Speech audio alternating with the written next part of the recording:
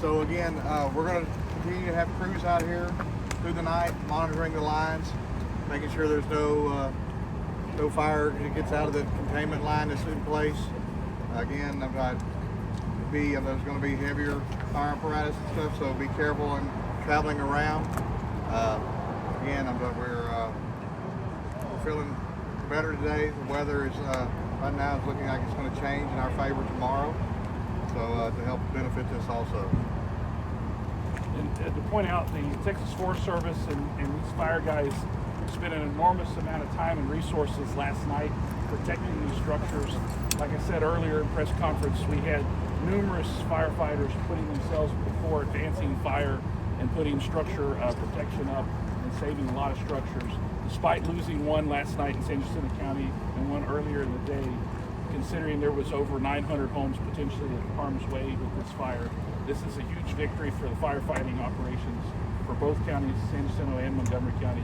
And despite San Jacinto County having an all-volunteer fire department, they had numerous assets and volunteers on the ground last night. It was extremely impressive to see volunteers and paid firemen working harmoniously together to get this done.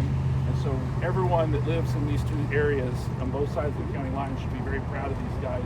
They did a tremendous job last night, and it's an unusual type of fire behavior in this part of Texas. So it's not something you see every day, and these guys did a remarkable job.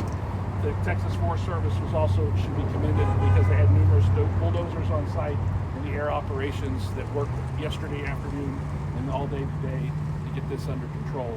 And so the residents, like I said, they can go home tonight and sleep well because we're watching out for it. Command Center will remain open tonight.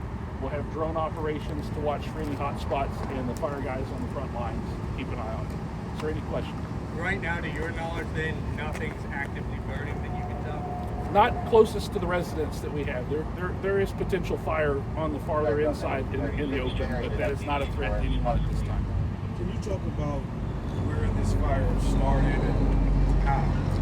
At this time, that part is under investigation, but it did start in the middle of San Jacinto County, just to our northwest.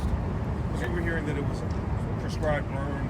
As announced earlier in the day, the Texas A&M Forest Service is investigating this fire. It is as a result of a prescribed burn, but the exact cause and manner is still under investigation. Do you know why the prescribed burn was approved?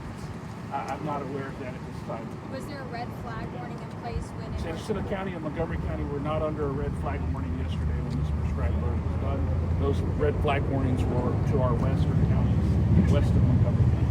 Jason, what about now as far as livestock and everything else that were evacuated out, maneuvering them around? To return at this time to their residents with their homeowners, and so if you've got livestock, depending on where they are, you can make arrangements to do that. There are staff at those locations tonight watching over the livestock, make sure they're safe, but there'll be staff there to assist to get those residents their livestock back, or tomorrow even. So we're prepared to stay the next couple of days. Which moment is a good moment for a prescribed burn to make a prescribed burn?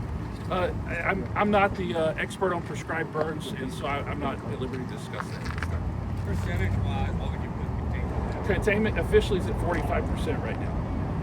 Is this the largest that we expected to be, the nearly 24? We saw very little progression of the fire today, and that today's the weather was at its worst for fire behavior today. We didn't see a whole lot of fire growth. So we feel very confident that what we saw today is about all we're going to see in the way of fire growth, because as the fire chief mentioned earlier, the behavior of the fire is going to diminish as the weather is coming on our side with relative humidity going up and winds dying down.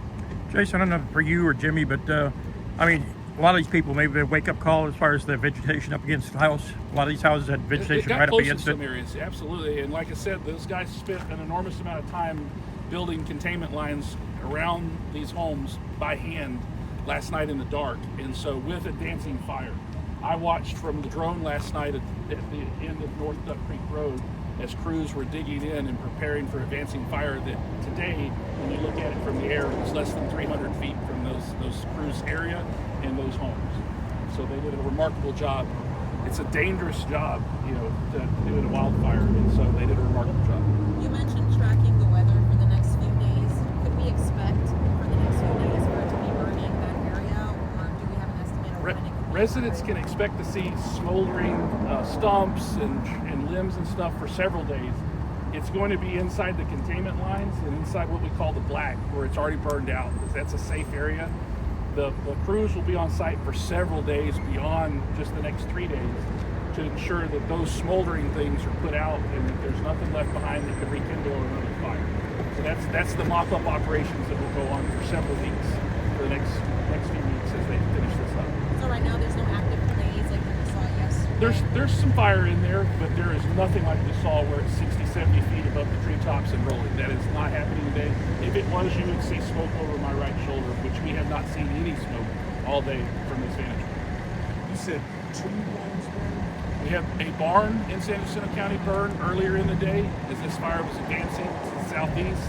And overnight, we found a structure that burned that we did find out was a house. And that was discovered this afternoon when we were doing reconnaissance flights on the fire progression from last night. Are you able to give us an exact location of those? At this time, no, because it is under investigation with the Texas Forest Service, Texas A&M Forest Service.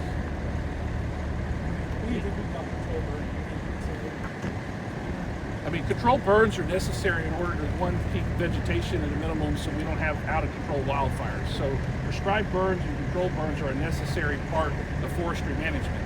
And how they're done is an exact science, and sometimes they get away from us.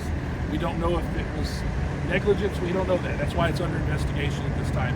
But a controlled burn or a prescribed burn is a healthy thing, and that's why we don't see these raging inferno fires like we see in our western state neighbors, because we do forest management here in the state of Texas a little differently. Is there any priority given in your strategy of ensuring that the pipeline easements are continuously wet and controlled? I'm not familiar with that, but like I said earlier in the day, we did not have any pipeline breaches or any threats from the pipelines as a result of this fire in San Jacinto County. You said it's in San Jacinto County. The correct? fire never crossed the line in Montgomery County. In fact, it got within 570 feet of crossing into Montgomery County, but we had no main fire in Montgomery County. We had just a handful of little spot fires that were very easily snuffed out and contained as this fire raged to the east of Beach Creek. And so there's no one from San Jacinto County that I can have the speak San to us? Jacinto County Emergency Manager here at this time. Okay. Is he willing to speak? Yeah. Hello. There was concerns from landowners in San Jacinto County that live along the pipeline easement, and their concerns were that the pipeline may not be well enough insulated because of erosion, and the pipeline that was built there recently was not compacted. The soil was not compacted correctly. And so to that, I'm curious if your office received any notification about that or have been in contact with PHMSA. We have not been in contact with them or have the information. I'm sorry, go ahead. On the permitting or any of that, I believe TCQ or I don't think we have any issues. Railroad. Okay, was there any communication or strategy work with the pipeline company? I believe earlier, they spoke earlier, I believe that they told y'all that that's not been an issue in the past, so we want to concern with that. Okay. Any final questions? Wrap it. Are we going to be seeing any more of these survivors? You'll see prescribed burns all over the state of Texas every day of the year, pretty much. They're, like I said, they're a necessary part of forestry management, and so there is, even during a burn ban, prescribed burns are allowed under certain conditions. And so we have different ways of looking at this in Montgomery County. And again, it's like I said, we don't know the cause and why this prescribed burn got out of hand. That's why it's under investigation. And that question or those questions should be directed to Texas A&M Forest Service moving forward. And we're just now starting our 6 p.m. newscast. Can you tell us, for those who are watching at home right now, the latest information about the evacuation? Residents that are at home or that were evacuated from their homes yesterday are now allowed to return to their homes both in San Jacinto County and in Montgomery County. We are very confident, based on current conditions and where the fire is and the containment lines that are there, that it is safe to return to their homes. Local fire crews will remain on scene tonight to monitor and watch over the area, provide structural protection should anything happen. So those residents can return safely and return knowing they can get a full night's sleep in their own bed without having to worry about this fire, because we've done a very good job of